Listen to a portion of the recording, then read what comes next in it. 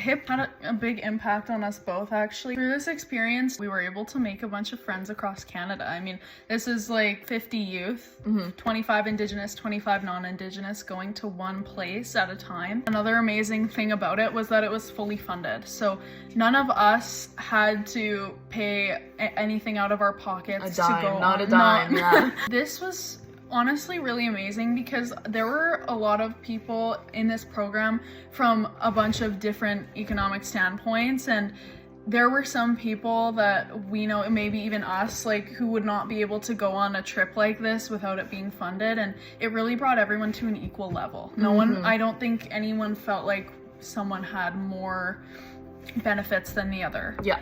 Well, as a non-Indigenous person coming from Toronto, I think what I gained the most was the lived experience of a culture that I would have never gotten to experience otherwise. Because, you know, I obviously, we learn about Indigenous affairs and Indigenous culture a little bit here and there in school, but when you really get to experience this hands-on for the first time, it's really special. Both were able to kind of reconnect with our culture. I know myself growing up, I struggled to connect with it and I was almost ashamed of it. So going to this and kind of learning about my own culture, but also the differences between mine and other Indigenous cultures was something that helped me connect. We got to participate in lots of activities. We saw dancing, we heard from elders. We learned a lot about truth and reconciliation from hearing elders speak, elders who had been to residential school, elders that have lived off the land their whole lives and are continuing that legacy through their family of living off the land. Well, I think it's definitely just maybe more optimistic about the future, because right now you look around and everything's kind of grim in the world, but it showed me that, at least in Canada, there's a lot of like-minded youth like myself that are committed to reconciliation and sustainable environmental and social change and creating a better Canada through that. So that made me a lot more optimistic, but it also just kind of showed me that as a collective, youth in Canada are much more similar than they are different. And I think that was my main takeaway, as well as a lot of other of the youth's main takeaways as well. Just kind of like reintegrating these things that could be lost if the youth don't get involved in them, like hunting and fishing and traditional like ways of putting up teepees and making fire, like all these things that if we don't learn them, they're not going to be passed on. Just the pride that we kind of felt being Indigenous, both of us, after this experience, it really brought out something that has made us strive towards change even after the experience, and made us want to come back and participate in it again because we really believe in this program.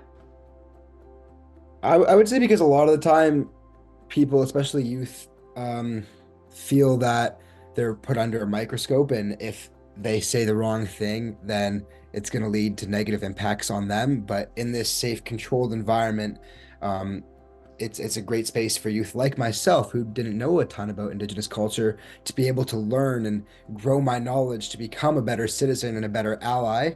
And also, I just kind of learned that hearing and respecting what others have to say is our only real way for our society to progress, and as a whole for our society to become more unified. It was great to see a program that made it a point to have half Indigenous and half non-Indigenous, because that really made it equal so that neither side was really represented and just kind of equally integrated. I think a hands-on immersive experience is so important because there really is such a finite amount of knowledge that we can retain from, you know, books and websites and journals that we read online.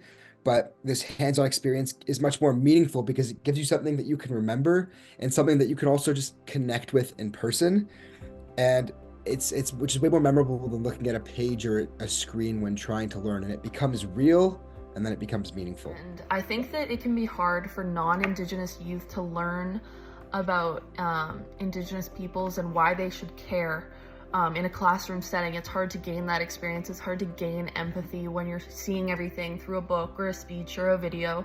But when you're there with those people, learning from elders, doing these hands-on activity with other kids that are Indigenous, you're realizing that you're not so different. You're really alike. strongly believe in what this program is doing for youth and what they've done for us, and we're both very grateful for this sort of experience, and we hope that other youth will be able to partake again. We're very excited.